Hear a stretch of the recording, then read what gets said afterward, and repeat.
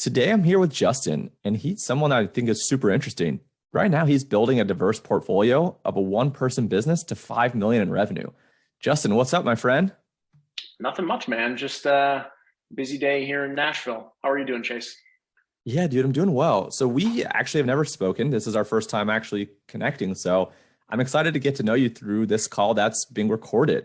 I just read pretty much your Twitter bio. Are you at the $5 million revenue mark right now? Are you in process? What does that look like? No, I started like my real, I guess you would call it, solopreneurship journey about 2 years ago, and I'm just crossing, I think, the $1.7 million mark. Um, and It's interesting because the businesses that have driven that, so where the revenue actually comes from, has changed significantly over the last 2 years. I started off as an advisor to early stage SMB SaaS companies, so I come from an executive SaaS background. And today, that used to be 80% of my revenue, and today, like, I'm driving it mostly through information products. So happy to dive into how that's changed over time and why I actually prefer that revenue model to trading my time as much. Yeah, let's talk about it. So the initial part of that was essentially consulting, right? Trading time for money. Were you Yep. providing services or just high level consulting? So I started providing just high level consulting. So I was a Okay. one man show.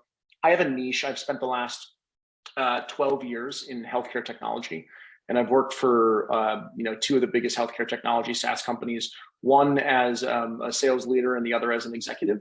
And so I started doing just one man consulting for companies in that niche, and really providing a high level service. Pivoted as my time became more valuable to me to from traditional consulting, which is a lot of deliverables, right? Playbooks, pitch decks, things like that, to really just advising.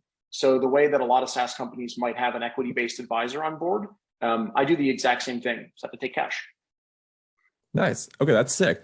Yeah, so I think you had actually posted something interesting the other day, and I kind of want to talk, today about yours, mine, and other folks. For me, and then we'll kind of jump around. I run an agency, right? So definitely not a solo business, definitely not a single person business. We've got like 80 or 90 employees. I've got partners, right? But that business really has afforded me to do the one person stuff on the side, right? And Sure. that's kind of grown into a pretty decent or sizable thing. So launched my first like info product or course. So I kind of went the route it sounds like you're now on, which is like the courses and info. I started that way and I didn't do consulting or really any of that because I had the agency, right? On the course side of the business, October of 2020 till we're recording this now, January 2022, I've sold north of 2,000 copies of courses, and or 2,000 individual copies, and I've Hmm. sold like 3,500 or 4,000 total courses. So people have purchased one, two, three, or more courses. So all in what, 14, 15 months, I've done north of $1 million, on the side as a single person thing. So that's really why I wanted to connect with you, because the fact that you've done almost 2 million, right? North of 1.5 million, just by yourself. Like I'm just so fascinated by that.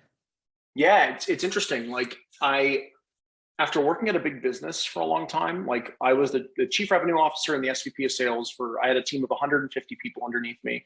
And like prior to that, at a company that was a really difficult place to work, but a lot of fun. It was like 10 years of grinding in SaaS. And executive sales leaders have the shortest tenure, highest responsibility. They get fired the most. My first time I made it was pretty awesome, but like I burned really hard. And when it came to sort of changing and building my own business, I didn't want to manage anyone.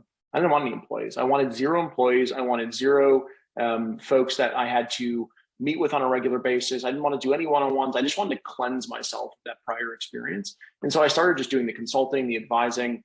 But the info products are interesting because people sell info products in so many different ways. Some people use Facebook advertisements or Instagram or whatever. I'm purely organic, never done an ad in my life, 98% margins in my business. I pay for nothing more than like $1,000 a year in software, which is basically Wow. what runs my entire business. But my course growth has been really stepwise. So I started off with a very low cost product when nobody knew who the hell I was back in 2019 or 20, probably 2020 actually.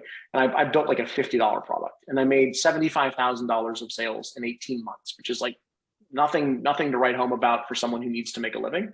Um, Yeah. and it's interesting. I went from that to pricing my last course at 150, still not huge in terms of price, but it's been out 5 months and it's about to cross 400,000. So like I'm trending 7 figures on one course, all organically with no employees and no promotions. And so like what I'm trying to do over time is provide extreme value at affordable prices and generate this really compelling word of mouth campaign, which I've done on my core platform, which I know gets roasted a lot on Twitter, which is LinkedIn. But as long as everyone stays away from it, I'm in better shape. Yeah, dude, let's talk about it. This is something I've been thinking about. Like for me, right? Like, great, I've done over $1 million in revenue on these courses. That's cool now. But a majority of it's non-recurring revenue, right? So I have no idea this year. I'm planning for my taxes, estimated taxes, all this and that. My accountant's like, well, are you going to do like you did last year and whatnot? I'm like, I hope. Like, I don't know. Like, I don't really have recurring revenue, right? So that's like the exhilarating, exciting, but scary part where it's like, I'm selling courses and info too, and I'm relying on people to buy it. And much like you, almost all my sales have been organic, right? And once all the organic people buy all my stuff, it's like, well, I have to go now fish in a different pond. So do you have recurring revenue? Like, how do you think about like done 1.7 so far in sales? Like, how do you get the next 1.7? Totally. It's a great question. So I do have recurring revenue. I have an 150K ARR community. So my community's at, I think, 12,500 MRR.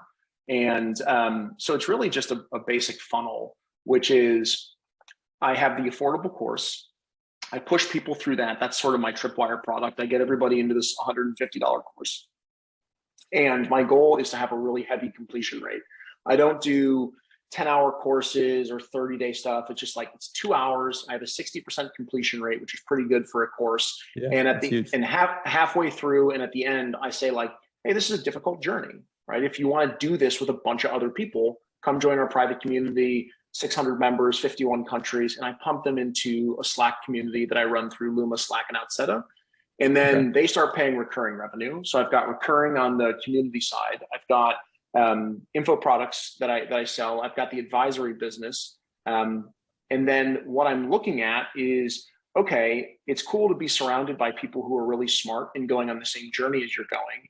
It's cool to be educated through a course, but a lot of folks are actually looking for tools to help really cross the chasm, right? To like get better at what they do. So how do you deliver a SaaS product downstream into that captive audience of students and community members to start picking up that recurring stuff? That's something I'm like, do I build, buy, or partner? And so that's sort of next thought for me is how to push them into a SaaS model. Yeah, it's interesting. So I think one person who does this really, really well on Twitter is a guy, his handle is Black Hat Wizard. People know by Daniel, Cold Email Wizard, right? Yep. He's had a couple thousand people on his cold email course. He knows that he was recommending all these other tools and he was getting a ton of people opting in. I'm sure he made some affiliate revenue on some, and he probably didn't make affiliate revenue on others. And now he's got a suite of, I think, like 3 to 5 SaaS businesses around cold email, which he knows, and he's got the funnel. And now he can go spend more money to get people through the courses, and he could break even or maybe even be unprofitable on the front end because he knows it's going to back out on the back end. Yep. For me too, I'm building a software business, a SaaS business that's going to help people create beautiful emails. That's the thing that as people go through my courses, that's the thing at my agency. That's really the biggest bottleneck for a lot of folks. And there are tools out there, but they're not as good as the ones that I like, and they don't have my stamp of approval, right? So I'm building my own that I think is going to be just as good. And I really do think it's going to be a lot better. So I'm thinking, I think the same way that you're thinking about it. So do you do any affiliate stuff right now, or you basically have no SaaS revenue at all because you just recommend things freely? Very little SaaS, no SaaS revenue, very little affiliate revenue. There are a few products that like I recommend and I have an affiliate link, but like I probably haven't checked the balance to even see it's not meaningful.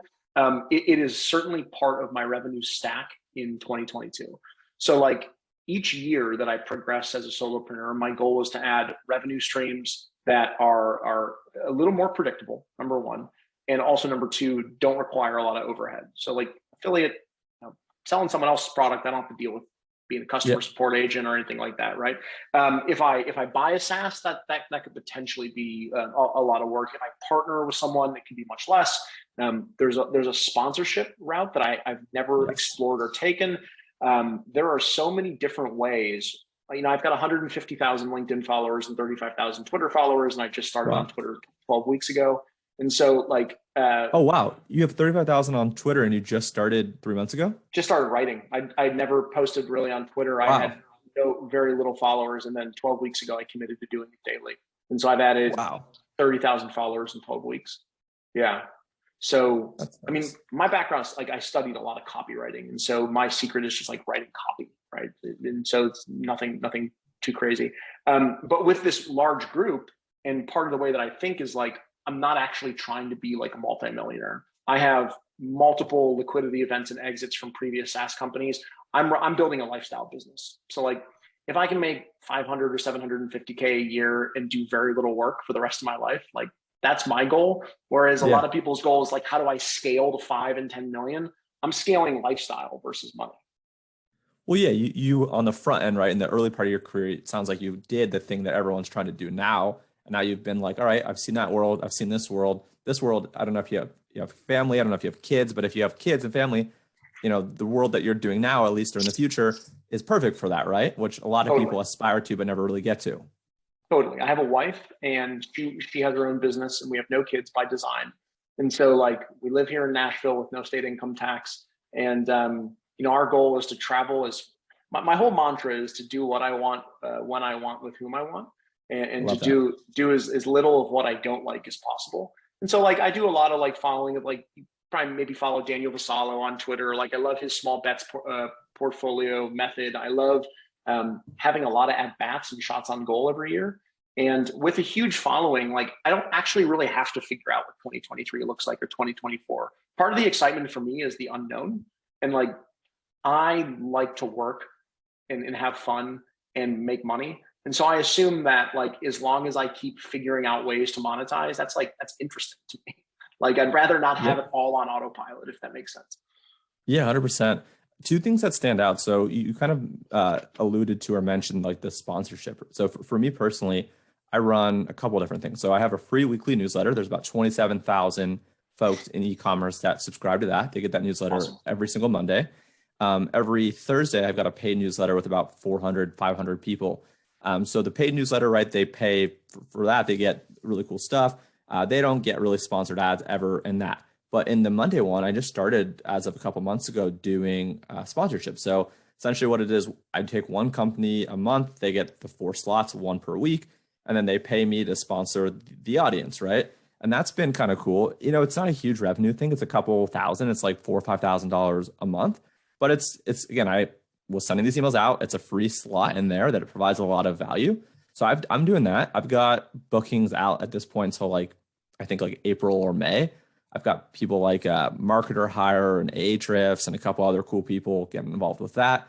And then on the other side, like last year in October, I threw my first virtual event. We had like 12 or Awesome. 13,000 people attend virtually. We had 9 sponsors, so we did just shy of about $100,000 in sponsorship, and we sold that even before we had a landing page. So it's kind of the cool thing about building the audience is like we literally had a PDF saying this is what we think, this is what we hope. Are you on board? And then we also sold replays. So that event did low 6 figures in its first thing and not a lot of expenses. So I'm just about to form now an events company where we're going to do one Love that. event per quarter and really do it that way. So kind of like you, like when you build the audience and you build the trust and you put good shit out there, like all the stuff that I sell, like I think the price per value is so fair, right? I could easily be charging 5, 10, 20x because the value is there. As for you, right? If you're putting out something for $50 or $150, those could easily have zeros and people would still feel like they got value, right? So the Totally. sponsorship and the courses and the community and the events for me is kind of like where I'm focused in addition to the SaaS. Yeah, and it's interesting because I have this take on like I see a lot of people come out into the market who I don't know, and they don't have a big following. They haven't been putting out like I don't really care about following. Like they haven't been putting out quality content for a long period of time, and they're like, "Hey, here's my $897 masterclass," and I'm like, I don't think they truly understand the level of trust required to sell Yeah. something for near $1,000. And what I see, just making sales as we're going, right? Like what I have is a low price point, high accessibility, tons quantity of students, and a platform that not a lot of people use. And not a lot of people use LinkedIn like Twitter. They use it for like resumes and stuff like that. And so Yeah. what I get over time compounding is this really cool word of mouth program. where at least once a day on LinkedIn, sometimes twice, someone is writing a post about how good it is, how much they enjoyed it, how affordable it is, how accessible. I turn everybody into affiliates. It's all automated. So I've got 3,100 affiliates for my course. And like, Wow. it just sparks conversation. It's just noise constantly about the product. And the more noise that people make, the more that they're driving sales. And I don't really have to do any promotion. I just add the value and my audience sells on my behalf, which makes it so much easier to do and so much less sales driven, if you will. Yeah, and that's really the secret to why you have almost 100% profit margin. That's why you're at 98% profit margin, because you really are empowering these folks to go and spread to their network. So for you, you make money from the 50 and 150 by reaching obviously new audiences. Are you going to introduce kind of a higher ticket course so that way you can capitalize on existing buyers? I think so. I'm kicking me around the idea. I've never worked with another person since I've become, for lack of a better word, a solopreneur for some of the reasons that I touched on earlier. But there is one person who I think targets my same audience from a different perspective, and is also quite popular, puts out very, very good content. And I'm considering doing a deeper dive into the course I sell is I sell one on how to be better at LinkedIn. I sell one on how to build your first one-person business using automation. Those are all well and good. But I'd love to do a 30-day deep dive with my audience and say cool, you can try your best to be good at social media and you can build businesses and everything. But what you really have to do is figure out how to stop people from scrolling in an age of noise. You have to learn to write well. Writing, just Nicholas Cole and Dickie Bush, Ship 30 for 30, huge program because people recognize the value in writing. They write atomic essays, long form stuff. I'm more interested in short form social media content. So there's an opportunity for me to go out there, partner with a few folks, and really deliver a robust 30-day program that I'm really intimately involved in. Once you do that, replays, making it automated, all that you have optionality on the back end, which I love. Yeah, I like that a lot. One of the things I actually put out on a tweet after talking with a buddy was I kind of almost envisioned myself as I think I'm going to do one or two more courses this year as Chase by myself. And then I kind of see myself moving in the direction of almost like a master class, nothing official where you can go to masterclass.com, but almost just through my own platform and through my own audience, finding other creators that are SMS specialists, that are email designers, that are email copywriters, right? Really people that touch to the point that you made, the same type of person that I already have in my audience. It allows me to kind of have other skill sets. I'm an e-commerce email marketer. I know the strategy and execution better than anyone else, but I'm not going to pretend that I can be this beautiful designer because I'm not, right? I might as well bring in someone that's a beautiful designer, but doesn't have the audience, doesn't have the sales. They film the content with my direction. I do everything else, and I take a pretty heavy split, right? This is what Founder Magazine is doing with creators, right? That's kind of how I envision my evolution of the courses in the future. It's my stamp of approval. I'm going to direct it, edit it, make sure it's best in class, find the best people, and then do it that way. And then the other thing I think that's kind of, you've gone 30,000 followers on Twitter in 12 weeks. That's your next course, how to grow a following on Twitter, right?